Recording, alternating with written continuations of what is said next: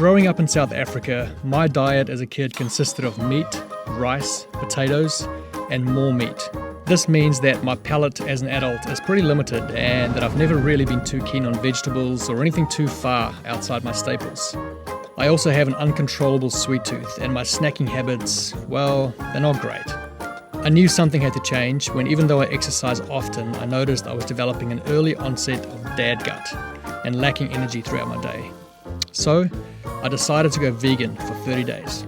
Now, most of us know that a varied diet is a good thing. Our mums drilled it into us as kids as they were flying pretend aeroplane forks with all kinds of goodness into our mouths. A varied diet ensures that you acquire a broad spectrum of vitamins, micronutrients, and minerals that your body needs. With the goal of eating more from each food group, you're more likely to skip the crackers and chips and choose more wholesome and sustaining foods. The main problem here is my supermarket routine. I go down the same aisles, buy the same food, and I never really experiment with new foods. So that is the first thing that needs to change. So let's go shopping. Shopping as a vegan. Here we go. Where do I even start, eh? Not in this aisle. No. I say no to you.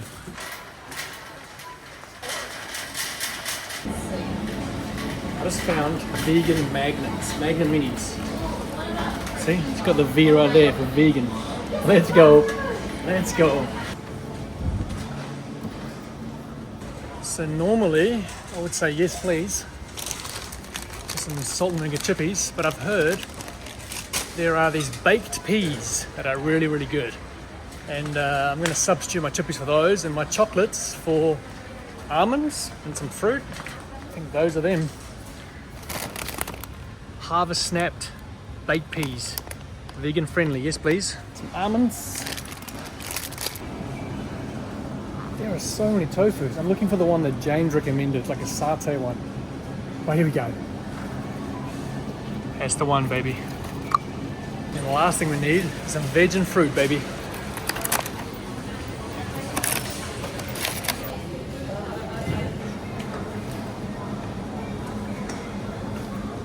Okay, I'm about to have my very first vegan dinner.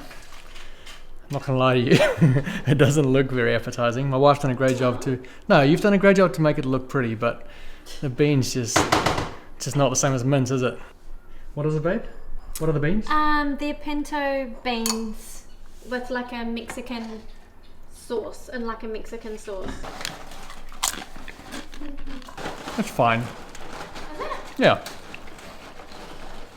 Yeah, it's not mince, but it's fine. I can do that for 30 days. Want some beans? You know what I'm gonna do? I'm gonna eat my mince right in your face. To get some encouragement and insights, I caught up with CrossFit Games athlete, Ironman, and owner of plant-based supplement company Fiber Sport, my good friend James Newbury. So I'm going vegan, bro. 30. I knew I would get him soon enough. 30 days. 30 days. Oh, 30 days. Okay, first question. Is 30 days enough? Do you reckon during 30 days I'll get a good idea of what it's all about and my body will go through the necessary changes to actually experience what it's like to be vegan? Yeah, absolutely. I think 30 days is a good amount of time for you to adapt. You can see some really decent changes in the type of gut bacteria that you'll have to help break down.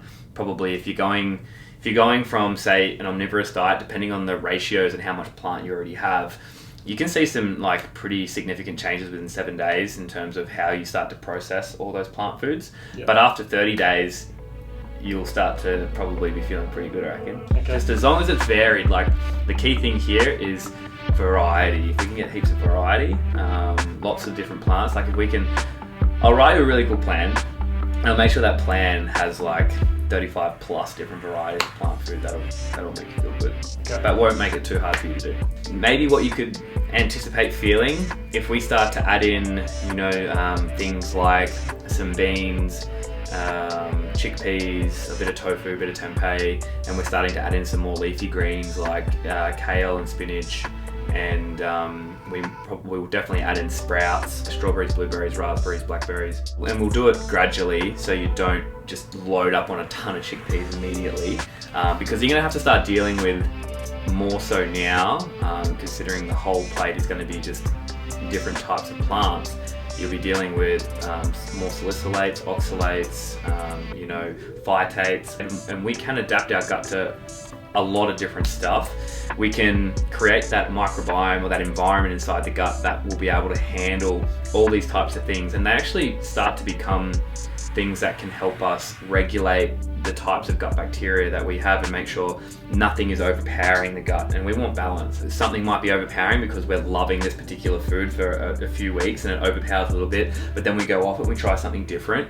But this is where it's all about. We're constantly in this seesaw act. So if we can make it varied, make it tasty, make it easy for you to do, you're gonna love it. I think you're gonna love it way more. James thought my 30-day vegan challenge was a good step in experimenting with new foods, expanding my diet choices, and exposing my gut microbiome to new things. If I'm being completely honest, my diet is not always balanced, and it can sometimes look a little bit bland and lacking. Eating vegan at home was actually easier than I thought. Other than the initial FOMO of seeing the meat on the girls' plates, I actually really enjoyed both tofu and tempeh. It's just finding the ones that you like and not getting discouraged if the first one you try does not taste great. My main motivation for this challenge was to see if by making an effort to eat a larger variety of foods, I could get rid of the bad snacking habits and make different choices instead. Small changes can make a massive difference. Now, normally when I talk about small changes, it relates to positive change. But the thing is, it also works in the opposite direction. Small, bad habits, like snacking on junk food, can build up and compound to something much worse. You can make those excuses and justifications in the early days, but eventually you don't need to make them anymore because the bad habits start to stick and then you're running on autopilot. So I'm glad I'm getting onto this now before it gets any worse. Okay, so my go-to breakfast over these 30 days, this and also avocado on toast, is a nice, solid, thick, dense oats. So I've got oats, I'm going to put some strawberries, some raspberries, some blueberries, some mixed nuts, and a massive scoop of peanut butter. So I'll do that now and show you the result. Don't make your oats with water, you gotta have some kind of milk, you know? I'm going almond milk here today. I'm also adding a scoop of fiber plant protein. This protein, honestly, is so yum, I think I'm gonna stick with it after this challenge. Look at that chocolatey goodness. And the most important part of all, massive scoop of peanut butter. Oh baby.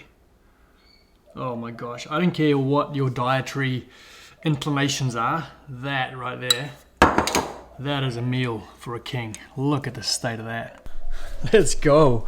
I'm excited about this. Bex is a lot better than me in the kitchen. She's cooked every meal I've had in our 13 years of marriage, so it felt really good to have a crack in the kitchen myself. I swapped out mince for beans, red meat for tofu and tempeh, and when we had meals with chicken, I just doubled down on the veggies to fill me up. And luckily on pizza nights, I could still have my favorite potato and caramelized onion on my pizza. At the 3-week mark, I noticed that my energy levels became more stable as I'd substituted my sugary snacks for healthier options like smoothies, fruits, and nuts. No longer did I have those huge spikes of high to low energy throughout my day. Now, the number one concern, mine, and I'm sure anyone else that might want to try this, is losing my gains. You know, losing the little gains that I have by not getting enough protein in my system. It's going to be hard to get enough protein. Like I think on average, I try and eat around 190 grams of protein a day. Yeah. How am I going to make that up by not having any meat products? Yeah, look, that's the biggest question I always get asked is, am I going to lose my gains? And for me, before I went fully plant-based, like 100% plant-based, I was aiming for 200 to 220 grams of protein per day. I could probably pump out on average 185 to 190 kilo back squat. That was my average. Like if I could just any day of the week, I would sometimes hit or miss 190, but I'd usually struggle out of 185. I would also, at that time, body weight wise, around about 86, 87 kilos. I've been plant-based now for 3 years.